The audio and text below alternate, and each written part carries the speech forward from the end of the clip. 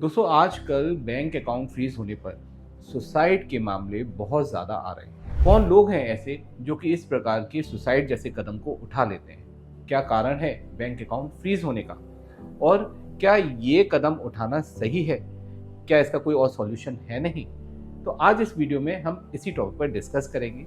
आपको इसके बारे में पूरी नॉलेज देंगे जिससे आप इस पूरे प्रकरण को समझ पाएं और आगे डिसीजन ले पाएं कि आखिर ऐसे मामलों में डरना चाहिए या नहीं। नमस्कार दोस्तों मैं हूं एडवोकेट आयुष गर्ग और आप देख रहे हैं अपना YouTube channel online legal secret. Bank account freeze और साइबर क्राइम से रिलेटेड और इन्फॉर्मेटिव वीडियोस देखने के लिए आप हमारी प्लेलिस्ट पर भी विजिट कर सकते हैं। तो चलिए अब बिना देर करे टॉपिक को शुरू करते हैं। दोस्तों भारत में साइबर क्राइम बहुत ज़्यादा तेजी से बढ़ रहा है।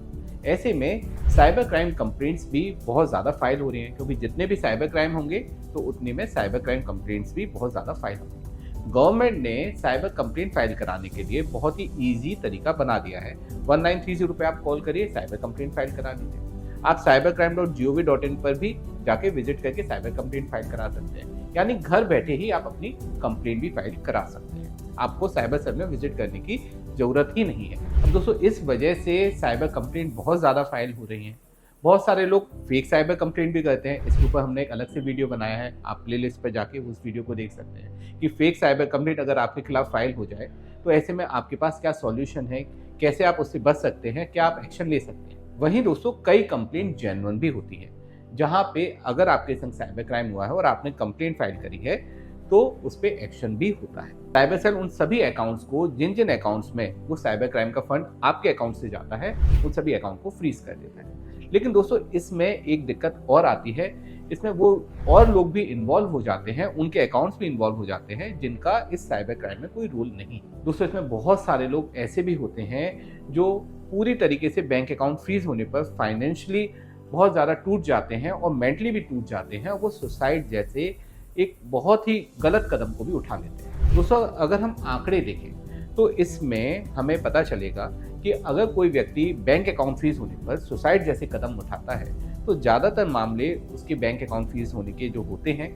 वो होते हैं गेमिंग ऐप से विड्रॉल और किसी भी तरीके से मनी म्यूलिंग के थ्रू उसके बैंक अकाउंट का इन्वॉल्व हो जाना और किसी और के माध्यम से साइबर क्राइम करना और उसके बैंक अकाउंट में फंड ट्रांसफर करना। अब दोस्तों सबसे पहले हम जानते हैं गेमिंग ऐप की वजह से क्यों बैंक अकाउंट फ्रीज होते हैं। दोस्तों गेमिंग ऐप की वजह से बैंक अकाउंट इसलिए फ्रीज होते हैं क्योंकि जो भी गेमिंग ऐप में फंड आता है उस पर अगर किसी भी तरीके से साइबर क्राइम का कोई भी कंप्लेंट है तो वो फंड जब गेमिंग ऐप वाले दूसरे किसी व्यक्ति को, जो व्यक्ति जीतता है फंड को, वो विड्रॉ करते हैं तो ऐसे में उसके अकाउंट में वो साइबर क्राइम का फंड आ जाता है। तो इस वजह से जो भी व्यक्ति विनिंग करता है तो जब भी वो विड्रॉ करता है तो उसके अकाउंट में साइबर क्राइम का फंड आने की वजह से उसका अकाउंट फ्रीज हो जाता है। वहीं दोस्तों कई बार गेमिंग ऐप वाले ऐसे लोगों से पैसा ले लेते हैं, फंड लेते हैं, जो कि किसी और के संग साइबर क्राइम करके उनको पैसा दे देते हैं। अब ये पैसा विनिंग अमाउंट के रूप में वो दूसरे लोगों को ट्रांसफर कर देते हैं। तो ऐसे में उन सभी अकाउंट्स में फ्रीज या डेबिट फ्रीज लग जाता है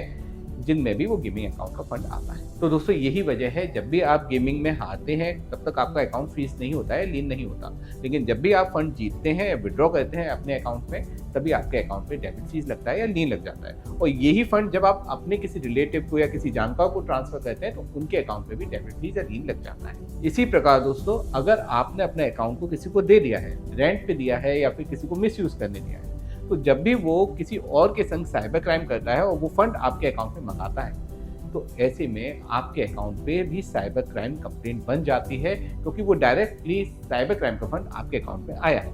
और पुलिस यही समझती है, साइबर सेल यही समझती है कि आपने वो साइबर क्राइम किया है, आपका उसमें पूरा इन्वॉल्वमेंट है। इसके मनी म्यूलिंग कहते हैं, क्योंकि आपके अकाउंट का यूज कोई और व्यक्ति कर रहा है और आपके ऊपर साइबर कंप्लेंट उसमें बन रही है। अब दोस्तों गेमिंग ऐप में क्यों सुसाइड ज़्यादा होती हैं गेमिंग ऐप से विड्रॉ करने पर? उसका कारण है, पहले तो आप पैसा ही इतना हार जाते हैं, आप फाइनेंशियली लॉस में चल रहे होते हैं। उसके बाद साइबर कंप्लेंट बन जाने की वजह से आप लीगल इश्यूज से डरते हैं। आपको लगता है कि अब मेरे को पुलिस अरेस्ट कर सकती है, मेरे ऊपर लीगल केसेस बन गए हैं, तो अब मैं ऐसे में क्या करूं? मैं किसी से कह नहीं सकता कि मैंने गेमिंग किया है, गलत काम किया है और अब मेरा बैंक अकाउंट भी फ्रीज हो गया है, साथ में मेरे पे लीगल प्रोसीडिंग भी होने वाली है, तो ऐसे में मैं क्या करूं? तो दोस्तों इन्हीं भावनाओं में बह के ज़्यादातर लोग गलत कदम उठा लेते हैं। उसी प्रकार अगर आपने अपने अकाउंट को किसी को रेंट पे दिया है, मिसयूज करने दिया है, तो ऐसे में आपने कोई क्राइम नहीं किया, लेकिन एक छोटे से लालच की वजह से या विश्वास करने की वजह से किसी अन्य व्यक्ति पे आपका इन्वॉल्वमेंट उस साइबर क्राइम में हो गया। अब मल्टीपल कंप्लेंट्स अगर इसमें फाइल हो जाती हैं, पुलिस अरेस्टिंग करने के लिए आपको आती है, तो आपको डर लगता है कि अब मैं क्या कर सकता हूँ इसमें, मैं किससे क्या कहूँ कि किस व्यक्ति ने मेरे अकाउंट का मिसयूज़ किया है, मुझे उसके बारे में डिटेल ही नहीं मालूम है। तो इन सभी चीज़ों में आप पूरी तरीके से अब समझिए कि वास्तव में ऐसी स्थिति आने पर आपको करना क्या है। दोस्तों, सबसे पहली चीज़, डरना बिल्कुल भी नहीं है। आपको ऐसे गलत कदम उठाने की भी बिल्कुल भी नहीं सोचना, क्योंकि हर चीज़ का सॉल्यूशन है। कहीं भी ऐसा नहीं है कि सॉल्यूशन नहीं है, आप बिल्कुल भी ना घबराएं। सबसे पहले तो आप बैंक से डिटेल पता करें कि किस साइबर सेल ने आपके अकाउंट को फ्रीज करने का ऑर्डर दिया है, क्या कंप्लेंट नंबर है, ट्रांजेक्शन डिटेल्स क्या है।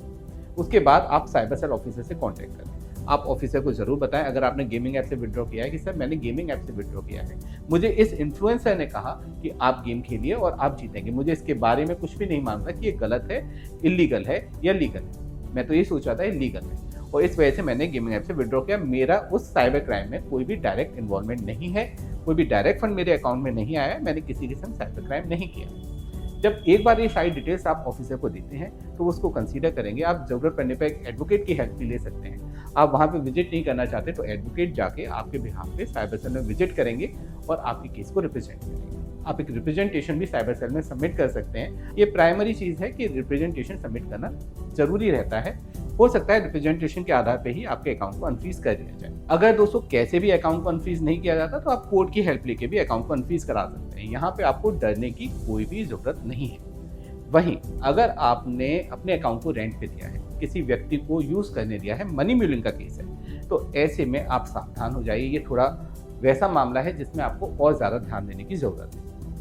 ऐसी स्थिति में आपको एक एफआईआर फाइल कराना मस्ट है उस व्यक्ति के खिलाफ जिसने भी आपके अकाउंट का मिसयूज़ किया है। तो दोस्तों, ऐसे मामलों में आपका अगर अकाउंट अनफ्रीज नहीं भी होता है तो आपके ऊपर लीगल प्रोसीडिंग इतनी जल्दी नहीं होगी, आप सेफ रहेंगे।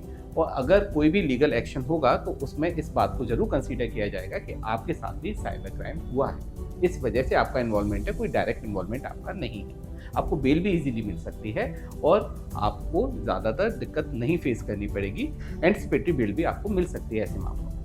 तो दोस्तों, इन ऑल मैं आपसे फाइनली यही कहना चाहूँगा कि कोई भी गलत कदम कभी भी ना उठाएं। हमेशा हर परेशानी का सॉल्यूशन है, आप सॉल्यूशन ढूंढिए, आपको ज़रूर मिलेगा।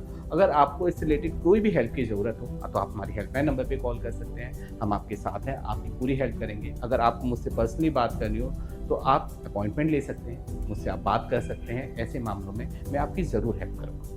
दोस्तों, अगर वीडियो अच्छा लगा हो तो इसे लाइक शेयर कमेंट ज़रूर कीजिएगा। चैनल को अभी तक सब्सक्राइब नहीं किया है तो इसे सब्सक्राइब भी ज़रूर कर लीजिए, जिससे आपको ऐसे ही लेटेस्ट इन्फॉर्मेटिव वीडियोस के नोटिफिकेशंस मिलते रहेंगे और आप भी लीगली अपडेटेड रहेंगे। साथ ही दोस्तों, इस वीडियो को और इस प्रकार की इन्फॉर्मेशन को अधिक से अधिक लोगों में शेयर करिए, क्योंकि उन्हें ज़रूरत है आज की डेट में इस प्रकार की इन्फॉर्मेशन की, इस प्रकार की गाइडेंस। अंत में सतर्क रहें, अपने अधिकारों के लिए जागरूक रहें और ऑनलाइन लीगल सेंटर से जुड़े रहें। मिलते हैं अगले वीडियो में। जय हिंद।